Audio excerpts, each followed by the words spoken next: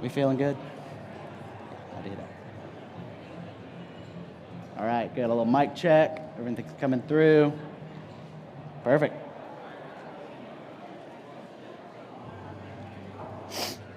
Can I get my music, please? Time. Hey, judges. I'm Jake McFarland from Raleigh, North Carolina. I'm also still Jake McFarland from Montgomery, Alabama. I'm a barista for Black and White. I'm also a dad to Ellen and Cal. I love them so much, damn. Man. I am so stoked to be in front of you today and serving you coffee. I'm also pretty nervous to be standing right here. I am a little compulsive and obsessive. I'm also pretty relaxed and easygoing. We are all multiple things. None of us are singular. We're all complex. But I believe that embracing this concept of duality is what makes us ourselves and what gives us room to grow in the future.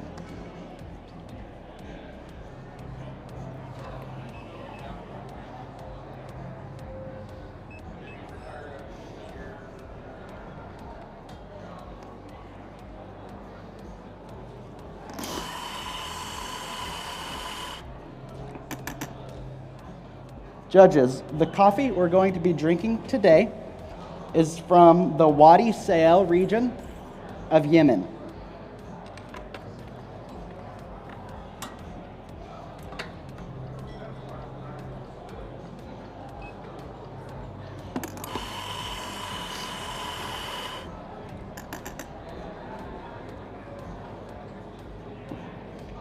There, producer Ghalib Al-Hamashi has been entrusted with care of a farm that has been in his family for more than 300 years.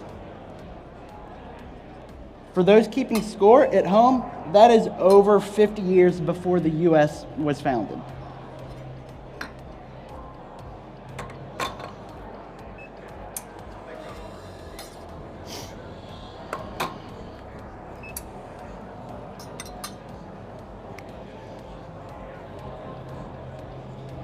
The variety of coffee we're having today is historically known as mocha variety from the famous port of Mocha, but it is historically known, or is scientifically known as Yemeni coffee. The Yemeni varietal is really known for having flavors that are like dried apricots, maybe dried fruits, and sandalwood.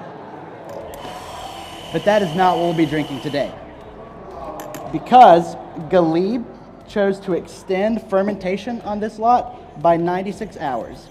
Once the cherries reached peak ripeness, he held the coffee anaerobically in its full cherry form, natural, to build a much bigger profile. 96 hours is a very long time to hold coffee anaerobically, but since it's high in the Sarawak Mountains, bacteria isn't able to grow as rapidly.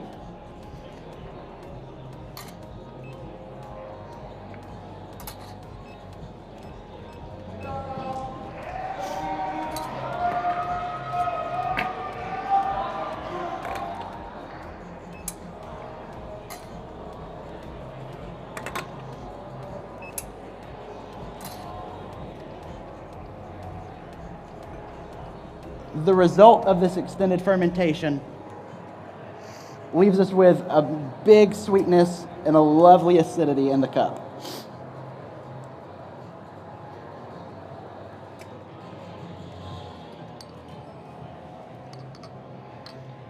Judges, we're going to break protocol just a smidge today. So I'm going to ask you to just observe crema and then wait for further drinking instructions.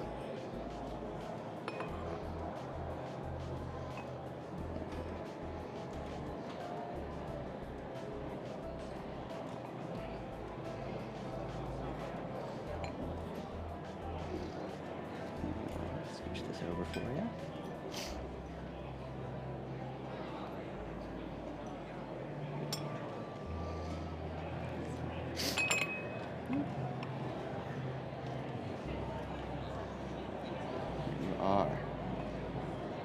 Judges, in front of you are infrared thermometers. Just tell us the temperature of the cup.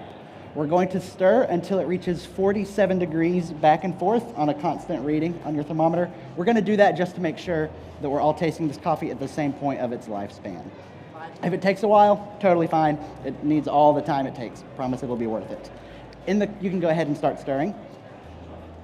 In the cup, we're going to expect flavor notes of red grape, orange, dates, and dark honey, with a very soft mouthfeel, a medium body, and a long finish.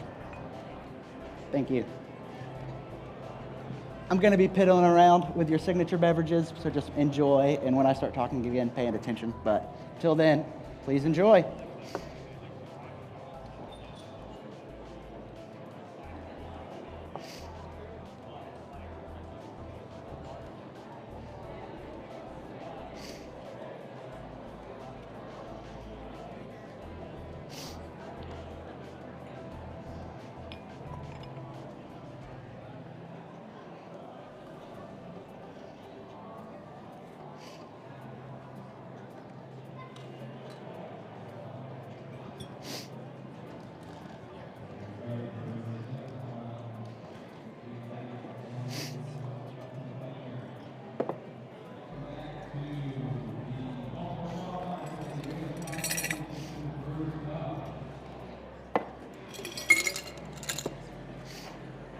Judges, I believe that in this cup we are experiencing duality because we are getting the past of what historic mocha varietal coffee has been, but also the future of where it's going in one cup. In the spirit of duality, I wanted to come up with a signature beverage for you today that embraced two profiles in one. When I first tasted my coffees on the cupping table, my mind quickly raced to one of my favorite cocktails, which is a bourbon smash. It holds two profiles. It's vibrant and sweet from fruits, but it's also full-bodied and has a little bite from the bourbon. So I wanted to create a drink that had some of that for you today.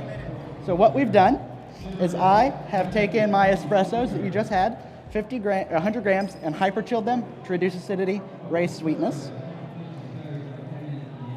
And I am adding blackberries, 40 grams, and 1 gram of mint. Going to muddle them shortly.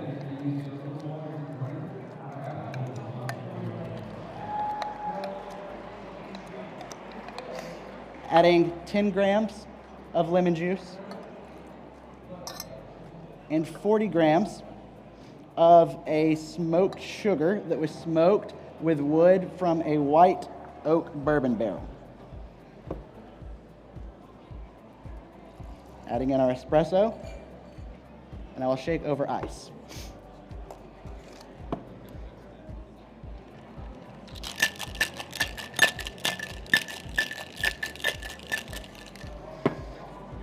So what happens here is the red grape that was present in your espresso, coupled with tart blackberries, is going to give you a lovely sweetness reminiscent of flavor call of a raspberry compote. The mint, paired with the subtle booziness of the coffee that was just faint on the cupping table, is going to give you a taste of gin botanical. The lemon is there to boost acidity, but paired with sugar gives a flavor note of lime.